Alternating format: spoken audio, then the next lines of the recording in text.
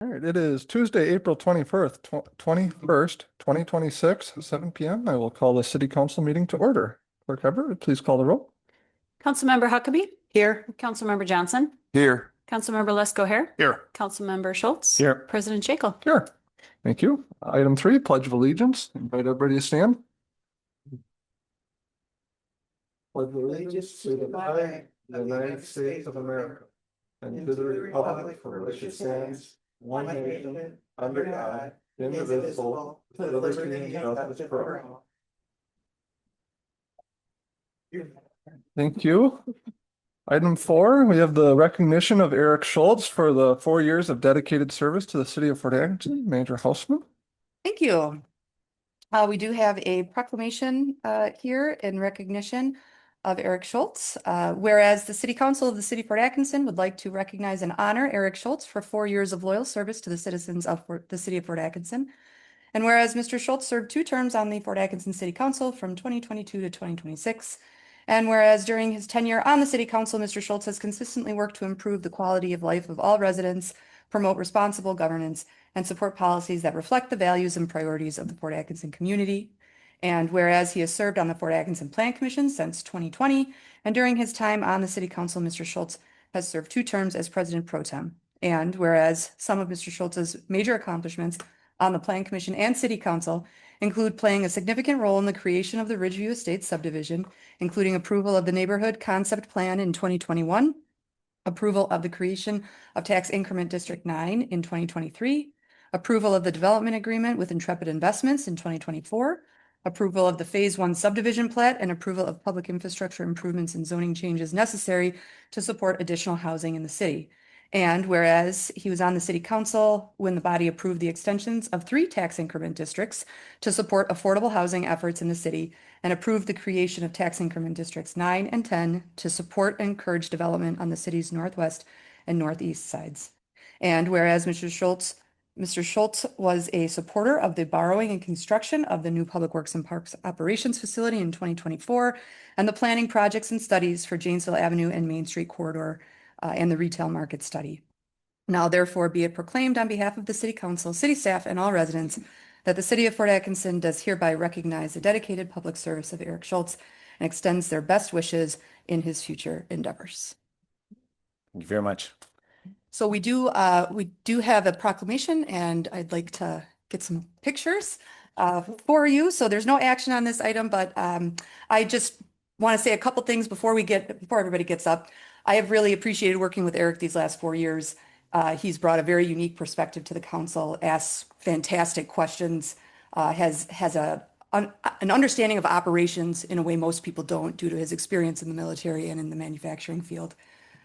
He makes very thoughtful decisions and really has been very supportive of city staff. So I really have appreciated, on behalf of city staff, I want to extend my appreciation to your service on the City Council for the last 4 years. You're welcome.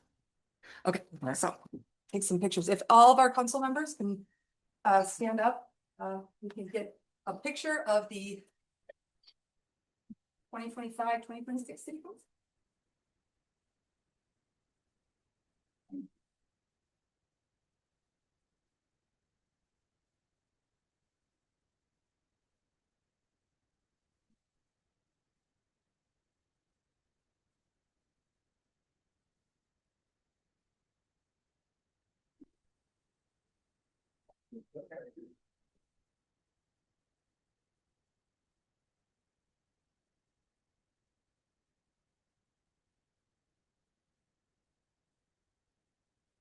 If I may have just a few words. First, I want to start off by thanking the voters who trusted me to serve on this council. It's been an honor. One thing this experience solidified for me was the value that we receive as residents. And just as a reminder that only about 1/3 of our property taxes goes to the city and the remainder goes to the other 3 taxing jurisdictions. And doing the math, for me, this is about the same price I personally pay for automobile insurance on 2 vehicles. For the same price, I see tangible results from the taxes that go to the city, which includes police protection and response, fire and EMS response, snow removal, street maintenance and construction, a wonderful library, our beautiful parks, and so much more. And I apologize if I forgot someone. Um, so it's one of the most direct and understandable returns on tax dollars that we can see. I've gained a strong appreciation for how transparent our city operates. Our budget is accessible and easy to read compared to others that I've seen from other jurisdictions. And for those who wish to know how their hard-earned taxes are spent, it's about 300 pages, but it's pretty well readable. At the same time, I've learned how much of what we do locally is influenced by decisions outside of our control. State laws and policies can dictate how we operate, but on the contrary, the state can also aid in things like increasing shared revenue like we've seen in the past few years. At the federal level, broader economic decisions and international policies can accelerate inflation that put pressure on the city's ability to afford projects and provide competitive wages. But in contrast, federal programs like the American Rescue Plan Act have provided funding that helps support important projects in our city. I have great respect for our city manager and staff who have found innovative ways to stimulate growth and generate revenue to keep the city in a strong financial position, hopefully long into the future. Serving on this council has given me a deeper respect for the work being done here by staff, employees, business owners, service organizations, and the community members who stay involved, making this a very beautiful city to live in. I congratulate Jenna, and I'm pleased she will be taking the seat I am leaving. I find her to be very capable and intelligent, and I have faith that she will serve honorably. So thank you again for this opportunity to serve. Well said, Councilman Schultz. It's been an honor serving with you. I thank you for bringing your perspective to these chambers. We are certainly better for it. You're a wonderful educator of new councilmen too. Your questions are wonderful.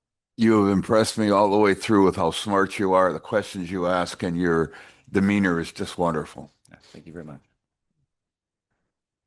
Thank you very much. It's been a pleasure. My 3 years here working with you. So I wish you the best in your future endeavors as well. With that, item 6 is adjournment. The 2025-2026 City Council will adjourn sine die. Need a motion, sorry.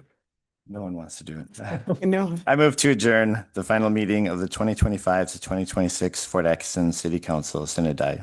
Second. We have a motion and a second. All those in favor? Aye. Aye. Any opposed? We are adjourned.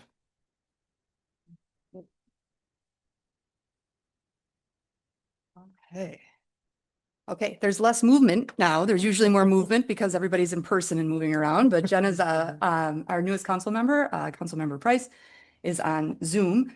So next item is the oath of office. So I would ask City Clerk Ebert to administer the oath of office first to re-elected Councilmember Johnson, and then to newly elected Councilmember Price afterwards.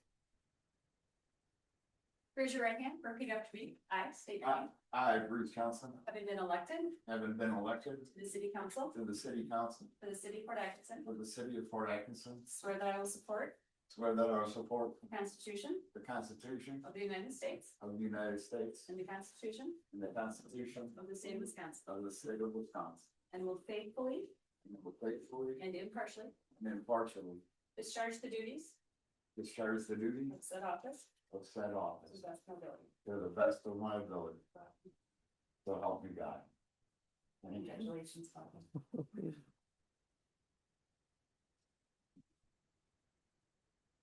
Okay, Councilmember Price, if you could stand, please, and raise your right hand and repeat after me.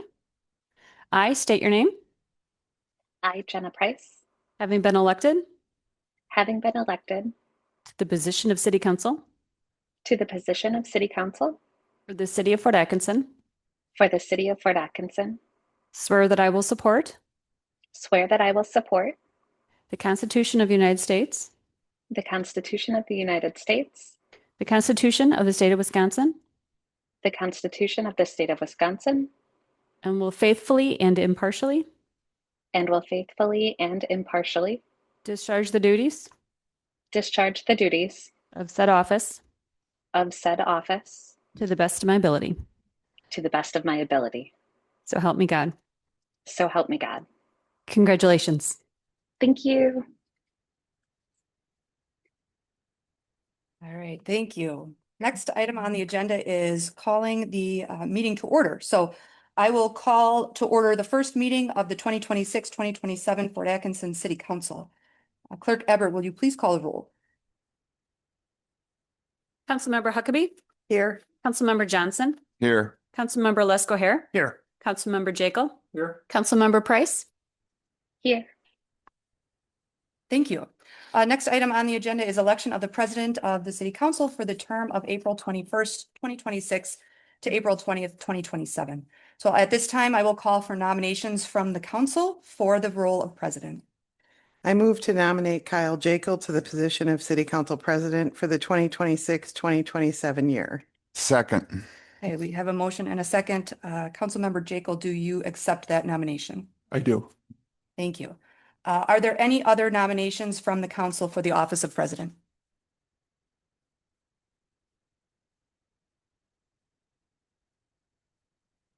Final call for any other nominations. Okay, hearing none, we have a motion and a second on the floor to elect Kyle Jekyll as the president of the city council for the 2026-2027 year. All those in favor, please signify by saying aye. Aye. Any Aye. opposed? That was an aye, Councilmember Price? Yes, okay. That motion carries 5-0. And President Jekyll does not need to move, so that that works out well. And you can take it from here. All right, thank you. Just want to say thank you to my council members for entrusting me in this role for yet another year. So Kyle, I think you did an outstanding job last year. I'm glad to have you back in that position. I appreciate it. So with that, we will move on to item D, election of the president pro tem for the city council for the term of April 21st, 2026 through April 20th, 2027. I move to nominate David Lesko Hair to the position of president pro tem for the 2026-2027 year. Second. We have a motion and a second. Are there any other nominations? Do you accept the nomination? Oh, sorry. Thank you for the nomination. It would be my honor. Sorry. Any other nominations? Okay, seeing none, all those in favor of electing David Lesko here as president pro tem for 2026-2027 year, please say aye. Aye. Aye. Aye. Any opposed? That is approved. All right, item E, review and possible action to designate the Daily Jefferson County Union as the official city newspaper for purposes of publishing required legal notices. Clerk Everett. Thank you. Annually, the city council is to designate and appoint our local newspaper that we would be using as noted for legal publications, which include requests for proposals, public hearings, election notices, and such. The Daily Jefferson County Union is located in our community. We're very fortunate to have a local newspaper that covers not only our council meetings, but also our local news. I would request that the council approve and designate the Daily Jefferson County Union. I move to designate the Daily Jefferson County Union as the official city newspaper for purposes of publishing required legal notices. Second. We have a motion and a second. Any discussion on this? Seeing none, all those in favor, please signify by saying aye. Aye. Aye. Any opposed? Motion carries. Item 9, consent agenda. The consent agenda outlined below is hereby presented for action by the city council. Items may be removed from the consent agenda on the request of any one council member. Items not removed may be adopted by one action without debate. Removed items may be taken up either immediately after the consent agenda or placed later on the agenda at the discretion of council president. I move to approve the consent agenda as listed, items 5A through 5H. Second. We have a motion and a second. Any discussion? Seeing none, all those in favor, please signify by saying aye. Aye. Aye. Aye. Aye. Any opposed? Motion carries. Item 10, public hearings. Tonight we have none. Item 11, public comment for matters on the agenda. The city council will receive comments from city residents. Comments are limited to 3 minutes per individual. Anyone wishing to speak is required to sign up in advance or state the following items for the record when called upon: name, address, and contact information. Those of you following along on Zoom wish to speak, we ask that you raise your virtual hand as the chat box is not monitored, and you must remain muted unless recognized to speak. I don't believe we had anyone signed up in person tonight, so this will be a first call for anyone on Zoom. Second call for anyone on Zoom wishing to speak. We'll close out public comment.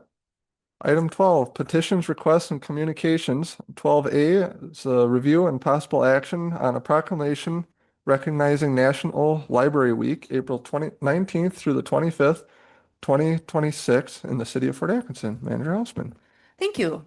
National Library Week, April 19th through 25th, 2026. It's an annual celebration highlighting the valuable role libraries and library workers play in transforming the lives of the people in their communities. And I think that was highlighted tonight during our council orientation, which was prior to this meeting, when our director, Minetta Lippert, explained all the services that our library provides. We are indeed very lucky to have such a wonderful library in our community. So staff does recommend that the city council approve the proclamation recognizing National Library Week, April 19th through 25th, 2026 in the city of Fort Atkinson. I move to approve the proclamation recognizing National Library Week, April 19th through 25, 2026 in the city of Fort Atkinson. Second. We have a motion and a second. Any further discussion? Seeing none. All those in favor, please signify by saying aye. Aye. Aye. Any opposed? Motion carries. Minetta, if you'd like to come up and receive the proclamation.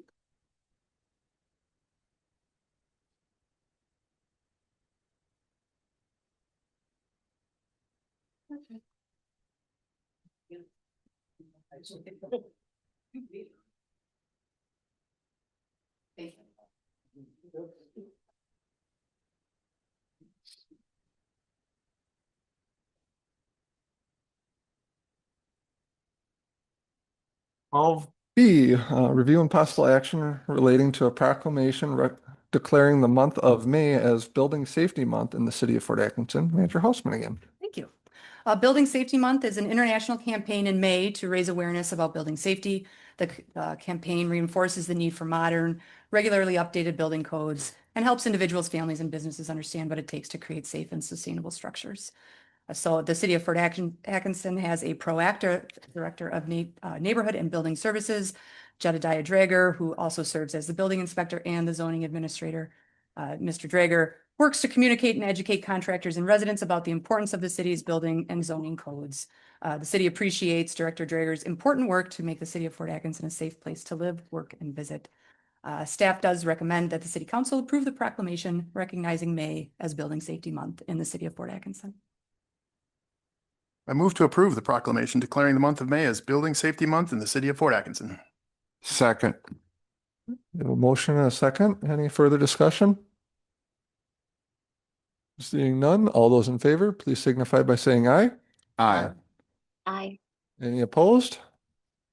Motion carries. All right, Director Drager, if you could come up and receive the proclamation.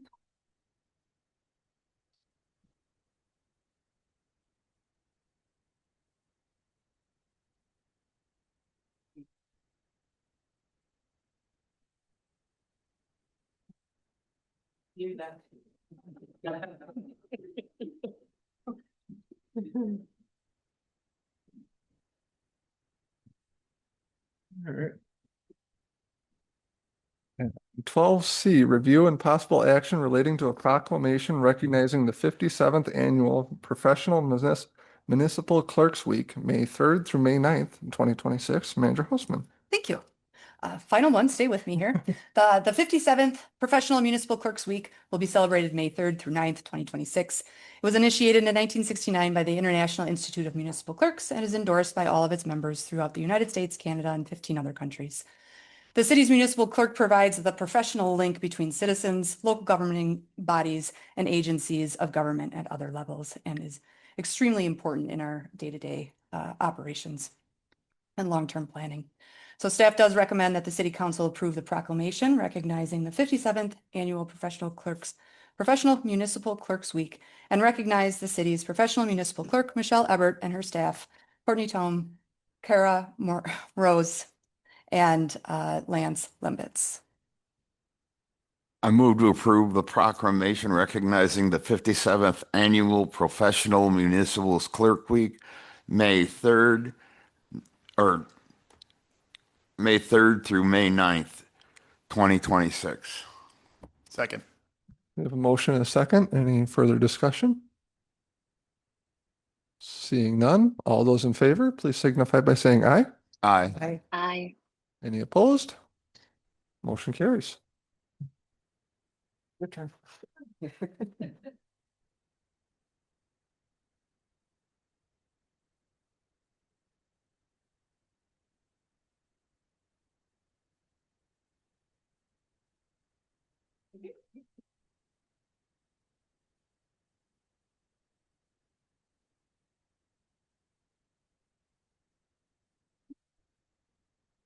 Well, D, we have a presentation for the annual stormwater report. Director Navin.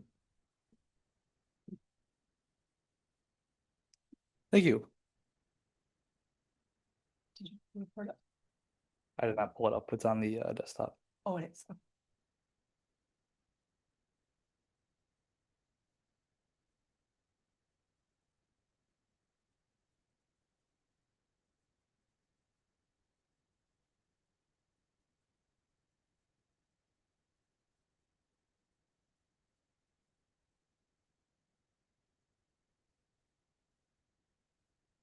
You just click on desktop on the left.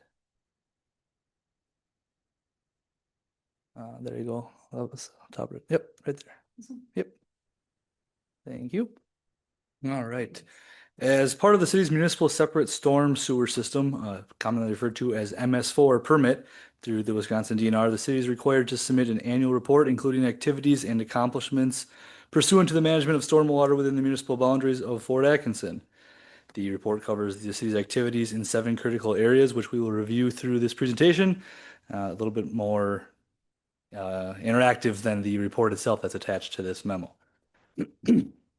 So the stormwater, this is just kind of the life cycle of the raindrop, precipitation of impervious surfaces, roofs, roads, and parking lots. That runoff enters the municipal separate storm sewer system, also known as a stormwater inlet. And then the is direct discharge into the local waterway, which is the Rock River or Bark River. It's important to note that there is zero treatment through 98% of stormwater. Next slide, please. So the 6 minimum control measures that dictate the compliance are public education and outreach. That's done through the Rock River Stormwater Group, which the city is involved in. So I attend those meetings monthly, and the Rock River Stormwater Group hires out a communications firm, which is actually UW Whitewater students that manage our website and social media pages to help promote stormwater practices.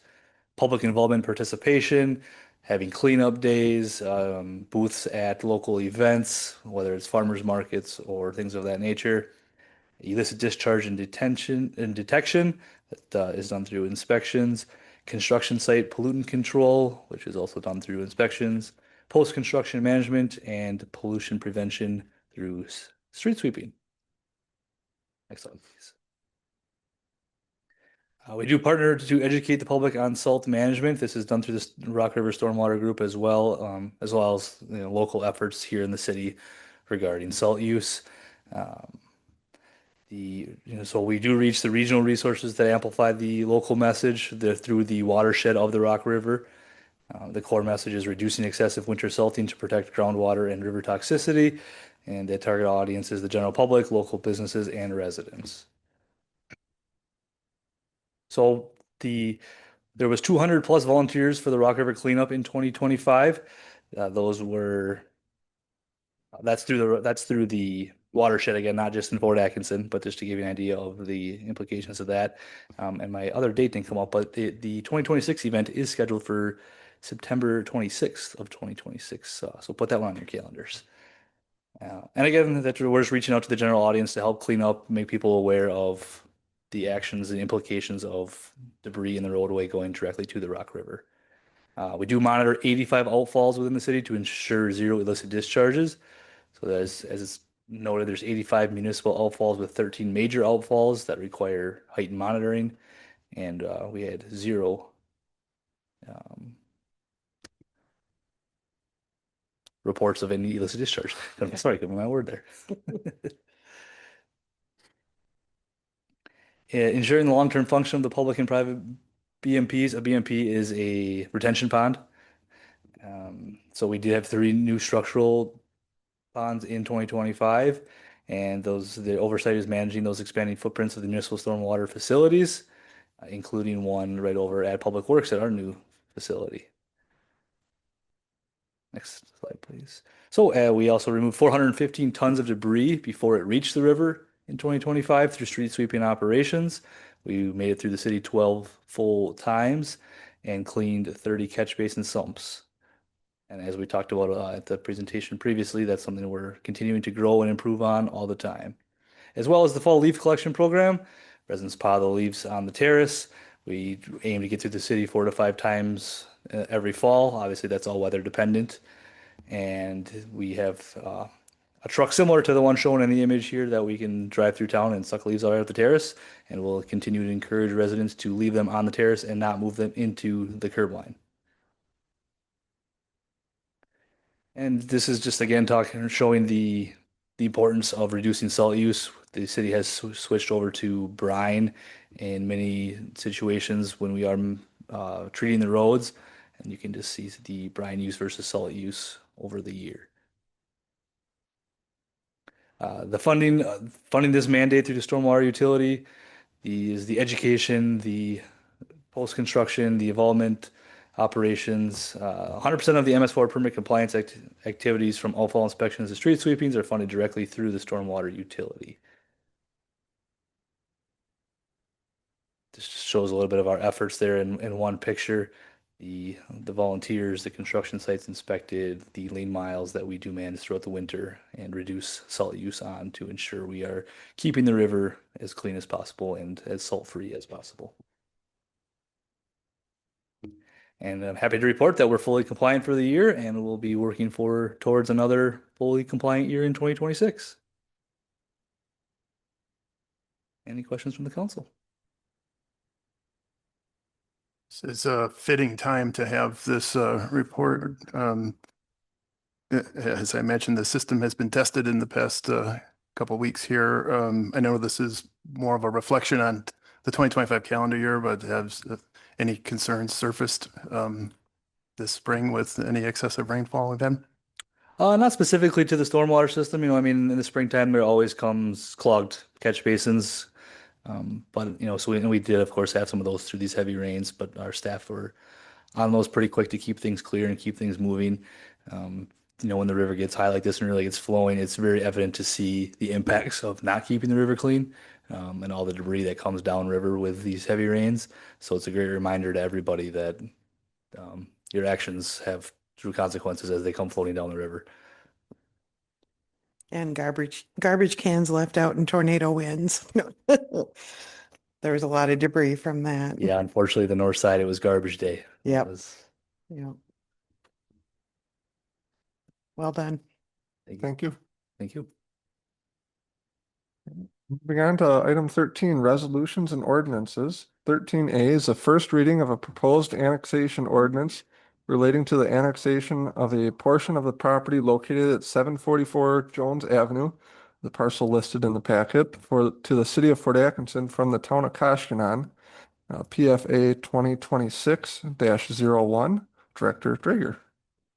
Yes, thank you. So as you see, this is an annexation. This is a proposed annexation that would pave a way for a new wastewater treatment facility at this site. This is the Jones original site on the north side of Rockwell Avenue. The location that they're planning to put this wastewater treatment plant would straddle a property line, with portion of it being in the town of Koshkonong and a portion of it being in the city, which of course would not be permitted. So this is a proposed annexation to bring that portion of Jones's property into the city to accommodate the wastewater treatment plant. Plan Commission did look at this and did recommend approval of the annexation. They also did look at the CSM that will be coming forward as well for this annexation. The no zoning map amendment is required since the existing site and majority of the site is already the appropriate zoning. There's no financial impact to be expected here other than potential for the new facility being in the city and built in the city. And staff does recommend the city council perform the first reading of the annexation ordinance and direct the city manager to prepare for a second and possible third and final reading at the meeting on May 6th, 2026. The meeting is on May 5th. That's Whoops, my mistake there, but meeting is on May 5th. that is correct. It is on May 5th. I do want to throw out there that Jones Dairy has been a good partner in figuring out how to make this all happen.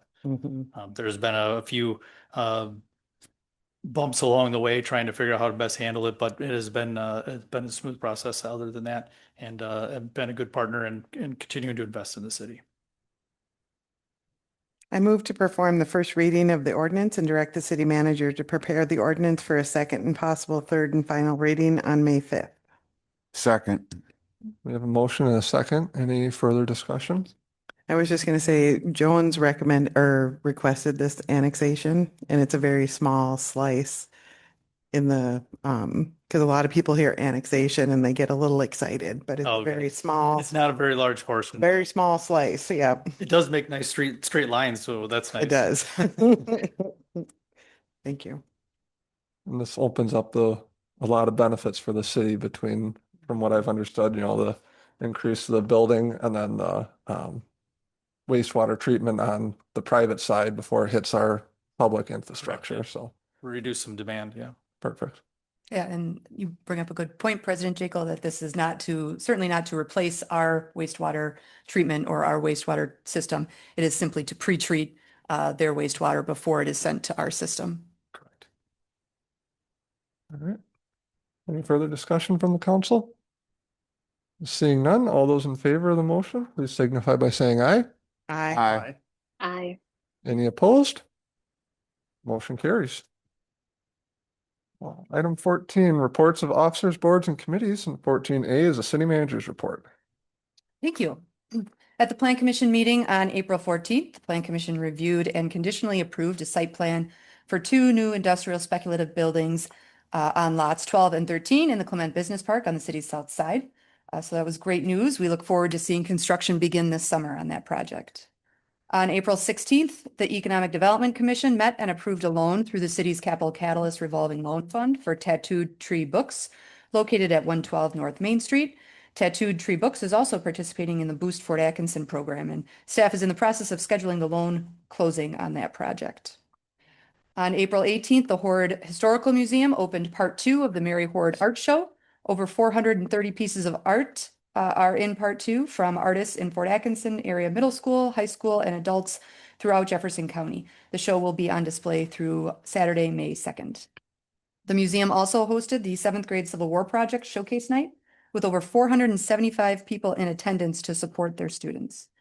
The museum and the Fort Atkinson Middle School partner in this project where students create a poster, website, podcast, or other item on a topic from the Civil War. Topics included this year were technology's impact on the war, the daily life of soldiers, medical care, abolition and suffrage, home front life, and clothing. The South Main Street construction project continues. Please review the city's website under the city projects heading for updated information on the project. The replacement of the water main is expected to be installed by the end of this week. I want to welcome Jeremiah Aslani, the city's newest employee in the water utility. Jeremiah started just yesterday and has already hit the ground running. And last week was a severe weather week in Wisconsin. I don't know if anybody noticed that. But to celebrate, we received both substantial storm events and moderate flooding. So I just want to express my appreciation to city staff for their dedication in continuing to monitor those things. And also appreciation to the public for their consideration and patience over the last week and a half. To continue on relating to the flooding, Jefferson County Emergency Management has created a dashboard for road closures, and the city has updated our website daily with the newest information that we have. The county has also activated the 211 phone number, and residents can call that number for resources. The river is still at about 17.4 feet and is expected to hold for a few more days before slowly subsiding. That is at moderate flood level. The city's compost site is currently closed due to minor driveway flooding at the end of Bark River Road. We hope to have it open for the weekend, but that really just depends on water levels. So that information will be updated on the city's website and social media. Operations staff are picking up brush throughout the city from the storms. For more information, please contact operations staff or review the city's website. And also just to note that the staff has delayed spring hydrant flushing for the time being, so as not to add additional water to our stormwater and wastewater systems. This afternoon, I attended the Biz Times Media Thrive ED Jefferson County Leaders and Legends Awards at the Riverstone Event Center. Our very own Patty Shack received the Small Business Excellence Award, and Jones Dairy Farm received the Business of the Year Award. So there were a lot of other award winners that you can see on the Biz Times Media website, but those were two of our local businesses who received awards. It was a very nice program. Also this evening was the second of 4 city council orientation sessions that started at 5:30 tonight. I thank you to all who attended. The city's department directors presented information about our city services, staffing levels, and operations. Session 3 will take place on Friday, May 1st, and consist of tours of city facilities. And session 4 will cover budgeting and financial information on May 5th. Tomorrow night, I will represent Fort Atkinson at the UW Whitewater Political Science Alumni event on a panel to discuss career paths for students pursuing political science degrees at Whitewater. So I'm pleased to do that. And that is all I have for the city manager's report. Thank you. All right, thank you. Moving on to new business, 15A, review and a possible action related to a repair of the City of Fort Atkinson Municipal Building entrance ramps, stairs, and pocket park. Parks Rec Director Dayton. Good evening. Yes, the municipal building is overseen by the Parks and Recreation Department. So the ramps were identified in the 2022 Municipal Building Facility Assessment, and it identified that they were out of compliance with ADA. As they are right now, they're made out of brick, which is cracking and just not in good condition. So this was part of a CIP this year's CIP, which included the replacement of the stairs as well, which are also not in the best condition. Wrapping it all together, because it is important to also consider what our facilities look like. Staff also had a consideration of the aesthetic of the building and the concrete. So that's why we went with the decorative concrete, including colors that were complementary to the building itself for the entire, the campus, the municipal building campus, which also would include the pocket park. This would mean that we would pull the features that are there and have them stored for now. And in the future, when we get to the rest of the Main Street corridor planning, that can be another opportunity for the city to look at how we want the downtown to look and have it all cohesive. So staff obtained 2 quotes from concrete contractors, one from Pence Concrete, who quoted us at $17,500 for the ramps and stairs, and then an additional $5,000 for the pocket park to remove the brick and then pour in that decorative concrete. D&D Concrete also submitted a proposal for $16,100 for the ramps and stairs, and then also an additional $11,500 for the pocket park. In addition to this, a quote was obtained from Jake Lesser Painting to paint the railing and bring that back so it's all fresh, clean look. And that was $775. So the project total budget, that was requested was 22,000 using borrowing funds. This is, well, the total for both of the proposals came out to 27,600 for D&D concrete, and then Pence provided the lower proposal at 22,500, which that additional $500 over will be covered by the cityscape budget, which it still serves that purpose of beautifying the city in downtown. And that is funded through the city's room tax. The additional landscaping work that may happen, as you can see in your packet, there's a rendering which staff use technology to create, and please be mindful that it's not to scale, not even close. So it won't look exactly like that, but it's a neat way to show you what it could look like once complete. With that, staff does recommend that City Council approve Pence Concrete's proposal to repair the municipal building exterior ramps, steps, and pocket park at a cost not to exceed $22,500, and the handrail quote from Jake Lesser Painting at a cost not to exceed $775. I will take any questions. Yeah, so if we're gonna remove the cobblestone brick part and then we're gonna put cement in for like the access, the handicapped access, are we adding features at all to the concrete to make it less slippery at any point in time? Yeah, so this would be, as I understand, the decorative concrete would have a sealant on it, which also has like a grit that's added to the sealer. It's not, rather than going with a concrete style that's like stamped, that would have a lot more, you'd have to continually seal it. This one, we can seal it every so often as we see fit, but then it also remains more like regular concrete, I guess, because of the style. But it'll have a grit to it to some degree. Yes, yeah, correct. Excellent. Yep. So I just have a question about the bidding. In the beginning here, you said that there were 2 bids that you asked for from contractors the city's already worked with. Was it put out to anyone else?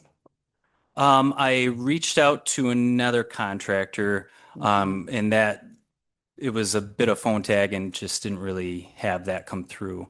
Okay. But We have quite a few local. That's why I was wondering if it was just put out or if it was just by request. yes, this was requested Okay. by those contractors. This was not at that, I believe it's 25,000 It's where it has to be. yeah. Okay. Thank you. Yeah. Did we fall out of ADA compliance or was it always non-compliant? That is a good question. The facilities assessment didn't really dive into too much detail other than it was flagged for being uneven and having tripping hazards. So both of the contractors that came out performed all the measurements. There was an additional local architect who came out and also looked at it. Didn't take precise measurements, but still said this is what I would say looks to be in compliance. So it wasn't necessarily that distance as much as it was the material. So the slope is in compliance. Correct. Yeah, the So slope. it was Thank just you. the material that was creating the tripping hazard. Yeah. And as to whether or not brick was ever considered ADA compliant, I guess we can't quite answer that question, but in the future, we probably wouldn't be using brick to do anything that would be ADA compliant because it does settle and creates uneven surfaces. Yeah. I move to approve the proposal from Pence Concrete to repair the municipal building exterior ramps, stairs, and pocket park at a cost not to exceed $22,500 and the handrail painting quote from Jake Lesser Painting at a cost not to exceed $775 for a total project cost of $23,225. Second. We have a motion and a second. Any further discussion? Seeing none, all those in favor, please signify by saying aye. Aye. Aye. Any opposed? Motion carries. Thank you. 15B, review and possible action relating to a disallowance of a claim against the city of Fort Atkinson. Burnett, Clerk Everett. Thank you. City of Fort Atkinson contracts with the League of Wisconsin Municipality Mutual Insurance for our insurance for property liability, workers' compensation, and cyber. When liability claims are sent in to us, statewide services administers those claims. Again, when we receive the claim, it transfers to statewide services. They perform the investigation, interview employees, or if there anything's necessary, depending on the claim, they do the investigation. Following their investigation, they make a recommendation to staff, and in this case, they recommended that we disallow the claim from an individual who fell on April 1st. That fell on February 21st, 2026, pardon that. We received the claim on April 1st. So this is standard procedure when there's a liability claim provided to municipal government. Disallowing the claim allows the claimant to pursuant, pardon me, I'm losing my words. The claimant would have 6 months of the day to respond to the city based on the disallowance. And just to be clear, they are still able to sue the city just as anybody could for the claim. It's just we're disallowing it, which just shortens that statute of limitations. Thank you.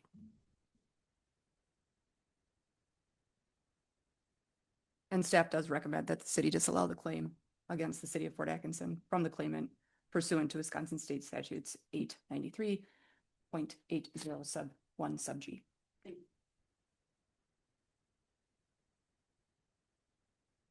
Move to disallow the claim against the city of Fort Atkinson pursuant to Wisconsin statutes 893.80 sub 1 sub G.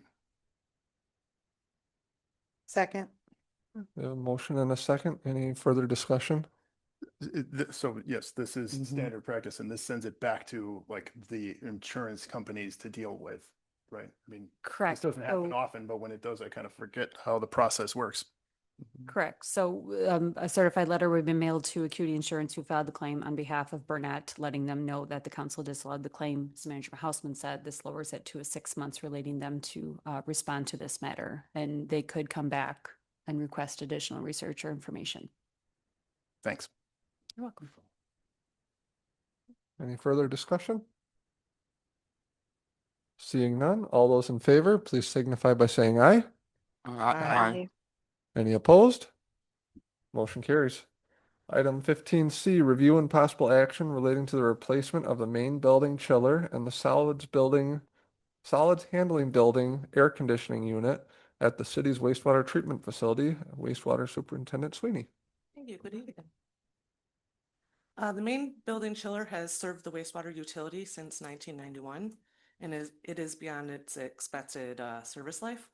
The smaller solids handling air conditioner was installed in 2013, and it cools the motor control center and PLC equipment for that building.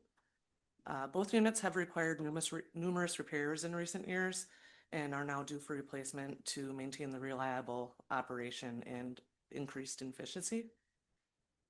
Effective January 1st, 2026, codes require that refrigerants with flammable characteristics be located away from flammable equipment such as boilers. When the units were getting quoted in summer of 2025, this was not known to our vendors. This code prevents the condensing portion of the chiller to be installed in the boiler room where our existing condenser is now located. The existing chiller will be removed from the roof due to some weight constraints and replaced with an all-in-one outdoor unit and installed on a concrete pad adjacent to the boiler room. The new unit will be filled with glycol to prevent freezing and will provide improved access and ease of maintenance for our guys to work on the equipment. The solids handling unit is just a more updated, efficient replacement of the 2013 unit. The 2026 CIP included $140,000 to replace the 2 units. Staff requested proposals from 3 companies for this project. Each proposal does include the removal of both the units a 3-ton split unit, and then a 30-ton chiller for the main building. Ahern proposed a cost of $199,416 for the project, and that included a $1,000 discount if they were to do both of the units. Total Mechanical proposed a cost of $171,000.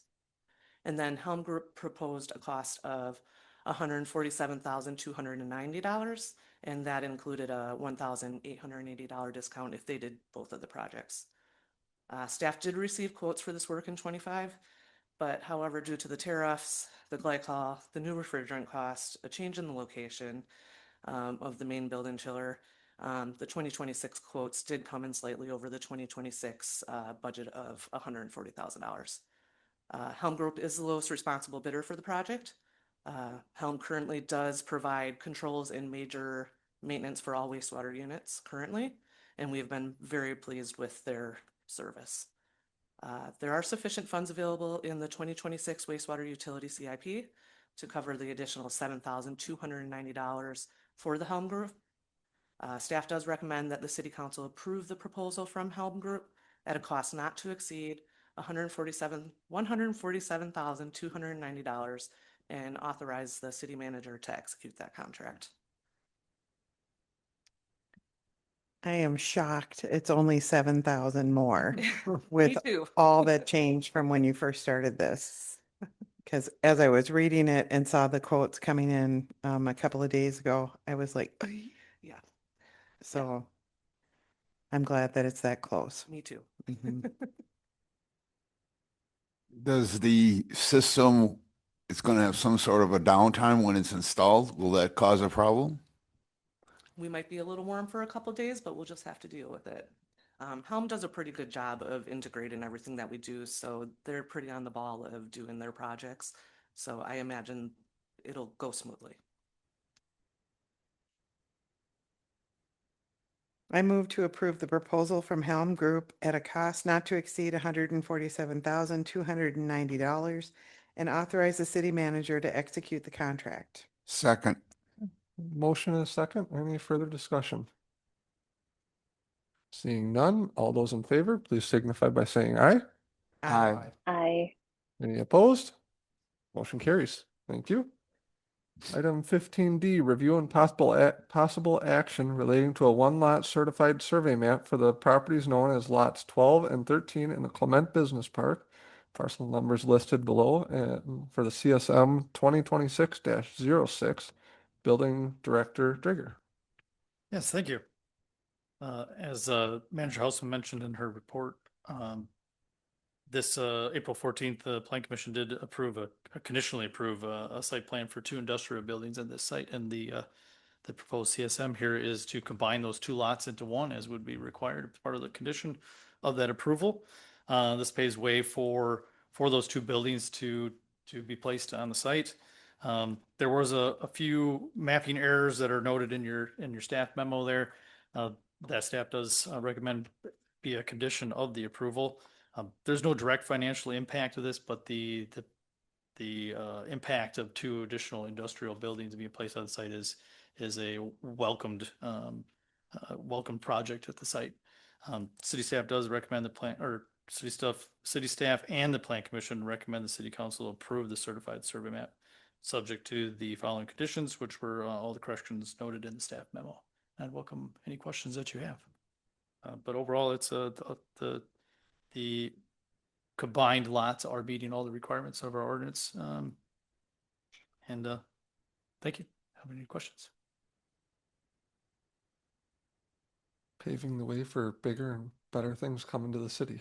Yes. Yeah, I'm sure you got a chance to see some of the information there, but it's an exciting, nice looking building, and 2 of them, each around 47,000 square feet. So I move to approve the one-lot certified survey map for the properties known as lots 12 and 13 in the Clement Business Park, subject to the conditions outlined in the staff report. Second. We have a motion and a second. Any further discussion? So great to see movement out there. Seeing no other discussion, all those in favor, please signify by saying aye. Aye. Aye. Any opposed? Motion carries. Item 15E, review and possible action relating to electrical services upgrades at the municipal airport. Director Drake. Thank you. I mean, to ask for money for once is unusual for me, which I can appreciate the difference between bringing good news and bringing request. But this is also good news. This is a part of a larger project, as I mentioned during the meeting earlier. This is part of approved federal funding that is being issued through the Wisconsin Bureau of Aeronautics for lighting upgrades at the municipal airport. The current service that is present at the airport is not sized correctly and will not accommodate the new lighting. And part of this project is to increase the capabilities of the site, so we are not bringing this forward in the future. The good part about this is the majority of this, the requested amount is refundable back to the city, as it is part of the approved project. And the city would only be paying for the 2.5% of the local portion of the project. The main reason for the request to pay it up front is once again, the timing of the project. Try not to disrupt our users at the airport during the summer months of next year, which is the primary function of the skydiving school. So the idea is get the service changed this year prior to coming into the fall, avoiding those additional charges for the inclement weather, and then paving way for those the rest of the project to go full tilt in the spring and not having to rely on this service work. With that, staff recommends the city council approve the service installation at the Fort Atkinson Municipal Airport to be installed by We Energies at a cost not to exceed $11,042.29. And We Energies will have it done in the fall, you said? They'll have it done. This is so we can get it done prior to the winter weather. So the plan is to have this work done by the end of this year. So when spring comes around, the contractors can get to work on those lighting upgrades and not be waiting on any service work from We Energies. Beautiful. I move to approve electrical service upgrades at the Fort Atkinson Municipal Airport to be installed by We Energies at a cost not to exceed $11,042.29. Second. Motion and a second. Any further discussion? Is there any lag time in having the work done, submitting for reimbursement and getting it back? I mean, any appreciable lag time, or is it a fairly simple process to get reimbursement? It's pretty simple. Yeah, it's part of the approved project, but they haven't awarded the contract yet for the contractor out at the municipal airport. So they can't disperse those funds yet until that contract has been done. So that portion of it would just be given to us, the city, rather than to the contractor who isn't fulfilling that portion of the contract. Do you anticipate those funds being reimbursed in 2026? Oh, yes. Yes. Thank you. Yeah, that contract should be awarded by the end of the summer, I would believe. And the city's 2.5% share, from what I recall, is funded out of the fuel tax surcharge that we receive out of the airport, or? Yeah, for the most part, and we do have funds as part of the CIP for the overall project as well for the city's portion. Yeah. Any further discussion? Seeing none, all those in favor, please signify by saying aye. Aye. Aye. Any opposed? Motion carries. Thank you. Thank you. Item 15F, review and possible action to the purchase of a single axle plow truck for the Department of Public Works Operations, Superintendent Williams. Yes, good evening.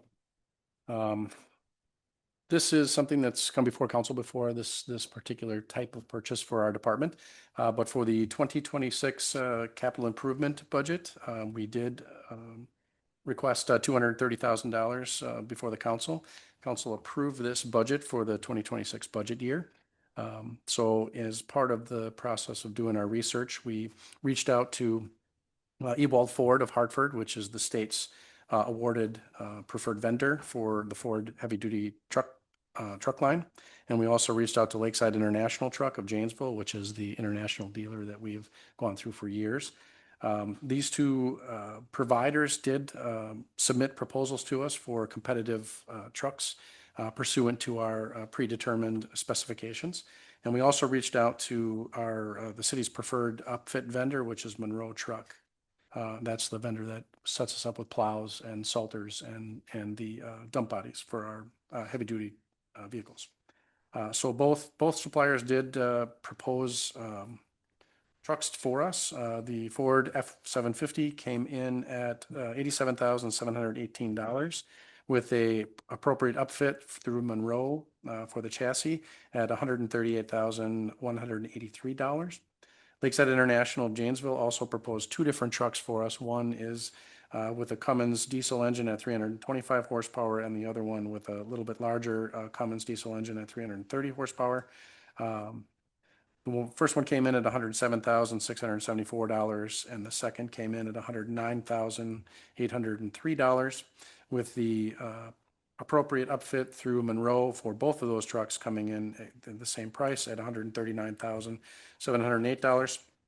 So in summary, Ford of Ewald, the Ford F-750, the total projected proposed cost with the upfit from Monroe came in at $225,901.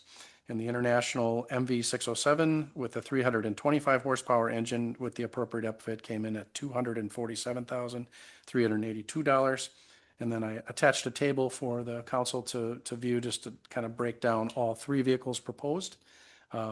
The CIP budget for 2026 was approved at $230,000, and the low bidder was Ewald Ford of Hartford. This included the specified upfit by Monroe Truck of Janesville for a total amount of $225,901.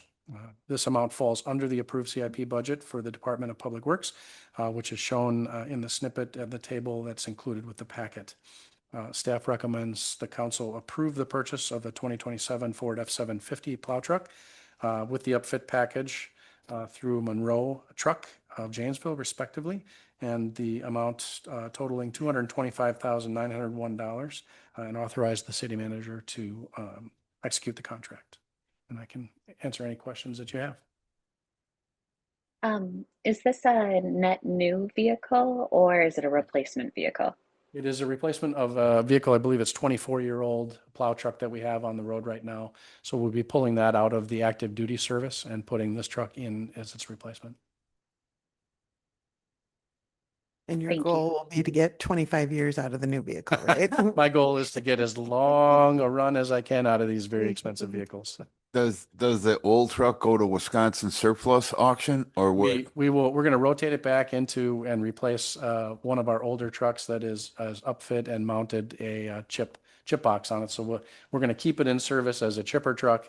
We're just not going to torture it every winter by plowing snow and salting the roads with it. We do have a couple of older vehicles that will go off to the surplus. We don't like to keep those as long as we do, but we have a 1991 that will be going off to surplus. So, yeah. When would we, seeing this as a 2027 truck, Yeah. when do you expect to see delivery on this? We'll receive delivery of the chassis. The cabin chassis will arrive within the next 90 to 120 days. And the upfit will be approximately 400 days. So we will not get a plow or a box for it and for about 400 days. Fingers crossed they will see a way through the backlog that they have and get us a plow truck before the following season. But we're working through that process right now with them. And just for the council's information, I did reach out to several other upfitters to try to see if there's a faster way to get. They're all backlogged beyond belief. So. At least it's not 3 years like the fire department. Yes. Yeah. I am very thankful of that. Yeah. I move to approve the purchase of a 2027 Ford F-750 and an upfit package from Edward Ford of Hartford and Monroe Truck of Janesville at a cost not to exceed $225,901 and authorize the city manager to execute the contract. Second. We have a motion and a second. Any further discussion? Just that I appreciate you getting multiple bids and shaking the bushes. Every taxpayer in the city appreciates Yeah. that. Thank you. Mhm. Seeing no other discussion, all those in favor, please signify by saying aye. Aye. Aye. Any opposed? Motion carries. 15G, review and possible action relating to the purchase of a wheeled excavator with attachments for the Department of Public Works operations. Williamson again. Yeah, thank you. So this is the second and final CIP spending, expenditure that I have planned for 2026. The city council did approve the Public Works request to purchase a wheeled excavator for an approximate budgeted amount of $235,000 in the capital improvements expenditure for 26. This purchase request was made by the department to replace a 19-year-old case tractor backhoe that has served the city well, but it is absolutely really reached its expended life.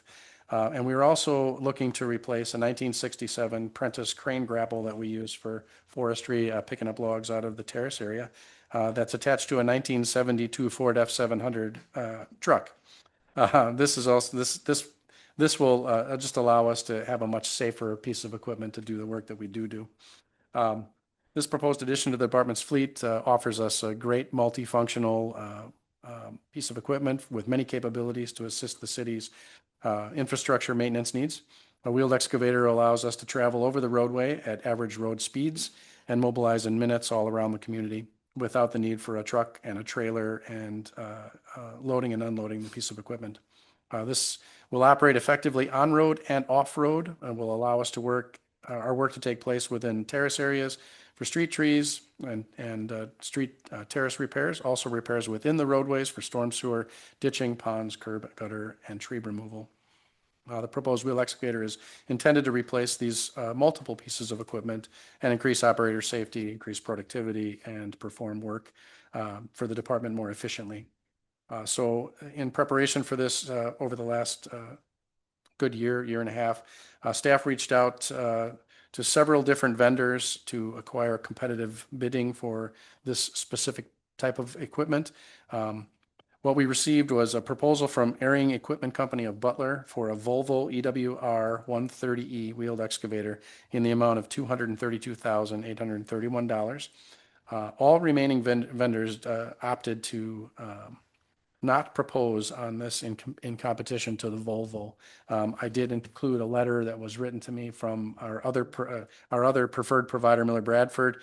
We bought a lot of equipment through them through the years, and they just indicated they could not compete with the Volvo pricing. They would not even be in the same ballpark, so they opted to not propose at all. The CIP budget item for the approved wheel excavator was approved at $235,000 for 2026. The only bidder was Airing Equipment Company of Butler, Wisconsin, including all the specific attachments we require for a total amount of $232,831. And again, this falls under our proposed budget for the approved CIP purchase. And then I also attached the page for the CIP out of the budget showing the 2026-2027 borrow as approved.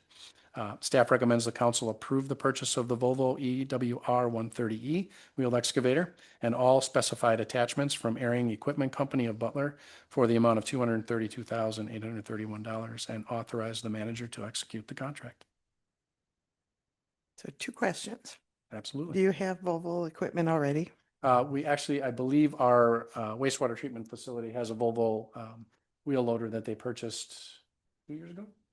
So we don't need all new metric tools? We do not. Good. That's We are what I was tooled, getting at. we are Yep. tooled up for it. Okay. Thank you. Yep. One question I had in Sure. the CIP document, noticed that you're replacing the 19-year-old backhoe, Mhm. the Prentice unit, and then a Fleet 5 tandem axle truck. Yeah, the Fleet 5 tandem axle will sell off on the auction for that. That's a tandem axle truck that we kept in service when we purchased a few years ago. We purchased the hook tandem axle with a stainless steel box. We kept Fleet 5 in service as a haul truck as a backup, and we've now realized we don't use it as often as we could use it. That will be retired out of service and be sold off. Okay.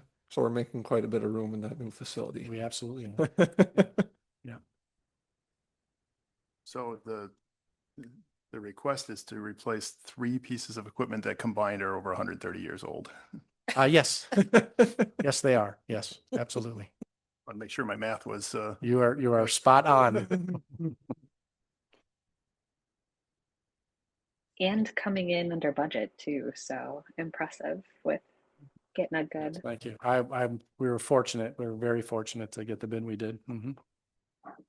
I know Airing is through my company I work for, we use a lot of Volvo equipment and they're a very reliable unit. So, and Airing is very good to work with when it comes to service if it's something you can't service yourself. Yeah, absolutely. We had very good meetings with them and very good, bid process with them. I move to approve the purchase of a Volvo EWR 130E wheeled excavator and all the specified attachments in the staff report from Airing Equipment Company at a cost not to exceed $232,831 and authorize the city manager to execute the contract. Second. You have a motion and a second. Any further discussion? Seeing none, all those in favor, please signify by saying aye. Aye. Hi. Any opposed? Motion carries. Thank you. Thank you. Item H, review and possible action relating to a purchase of grant-funded thermal imaging devices at a cost not to exceed $9,570. Police Chief Bump. I'd like to thank Tom for going first before me. So now that I can, anything I say is good news. At the end of 2025, our agency initiated a grant request through the state of Wisconsin Department of Justice. The grant was for law enforcement response to drug trafficking.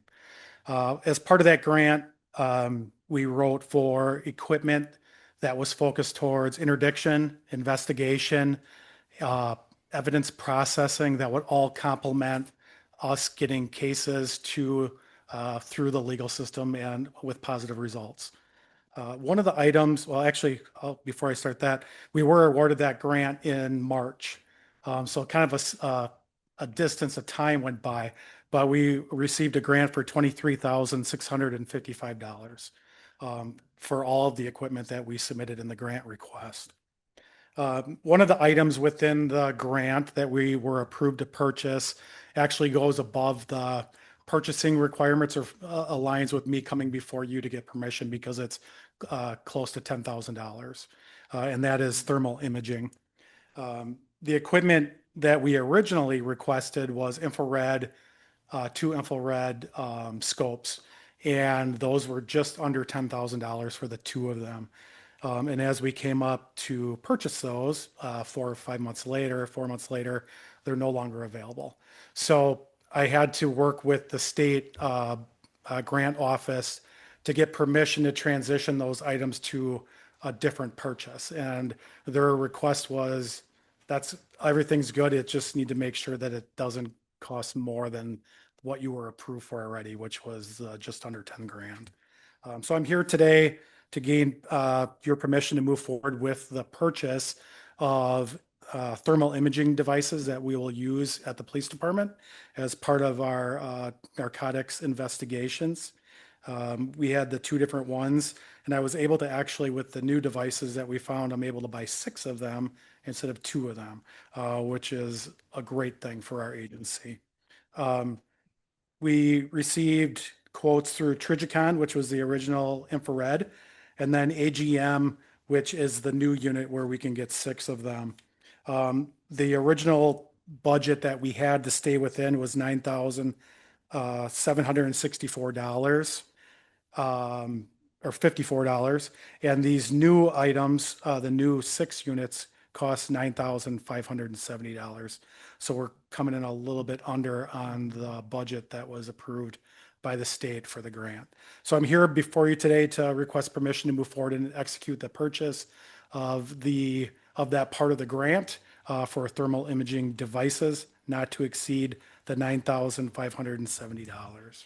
So are you losing anything going from, because you can't get the infrared, does the thermal do less, more? They actually do way more. I wish I Okay. would have saw these prior to. And, as we, in a tight time frame, you submit a grant and try to get the things you want. And then as you have time and things fall apart, you start realizing there's other stuff out there. Okay. And the new units are longer battery life, rechargeable units instead of having to buy batteries and replace them all the time. They're internally rechargeable. They come with a battery tender with an extra battery, and they have protection so they don't overcharge. The units actually can record and you can actually log into them from Bluetooth on a phone. So if one of the officers is using it over there, I can be on my phone and see what he's seeing. So they're pretty impressive units that we're looking to get. God works in mysterious ways. Yeah, he does. And it's grant funded, so Yeah. we'll spend the money first and it'll be reimbursed after we close out the grant, which will occur before the end of the year. Okay. It's amazing. You how- mentioned, Go ahead, sorry. Jenna. You mentioned that it was for drug trafficking. Do we expect to be able to use this for anything else? I know, like recently, there was a silver alert in Cottage Grove that they were able to use the thermal imaging to help find a person. Would we Yeah, the way the expect to be able grant, to use it? yep, the way the grant is written is that it needs to be, its intended purpose is for, it needs to fit in with the requirements of the grant, but we can deploy them and use them anytime for any use on the road. So the nice thing about having 6 units is we're going to deploy 2 of them to the Detective Bureau and the rest of them to the Patrol Division. So we'll always have them in cars. If we have a lost person or anything else where heat indicators, we can use them to locate people, then we'll do that. Thank you. Amazing how far this technology has come. I use it in my personal hobby of hunting, and it just in the last few years I've got very similar units, and they're very, very handy, and it's amazing what you can see at distances and pick up for. Yeah, these units seem pretty impressive and we do not have them currently. So having this new tool, this new device and getting them under grant funding is a really great thing. I move to approve the purchase of 6 AGM thermal monoculars as approved under the State of Wisconsin Department of Justice Law Enforcement Grant at a cost not to exceed $9,570. Second. We have a motion and a second.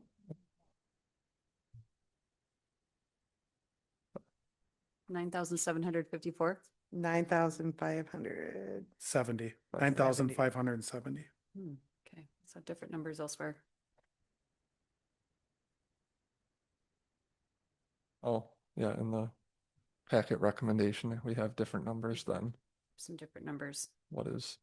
but Chief, you confirm 9,570. 1595 times 6.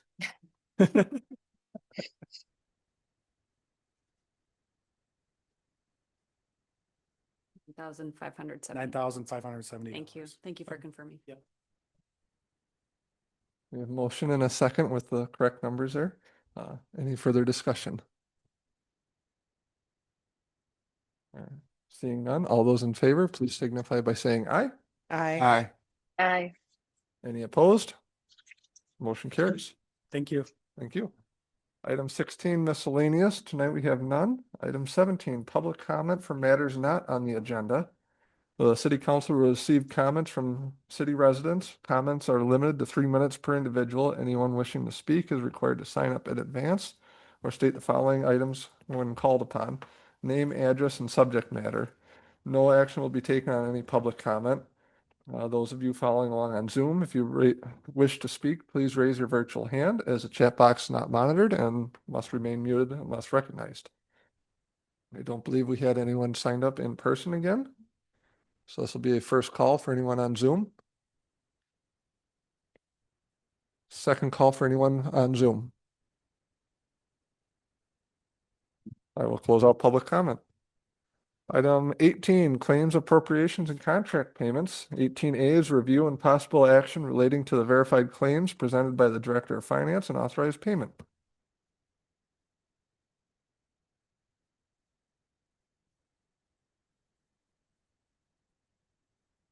I move to approve the verified claims. Second.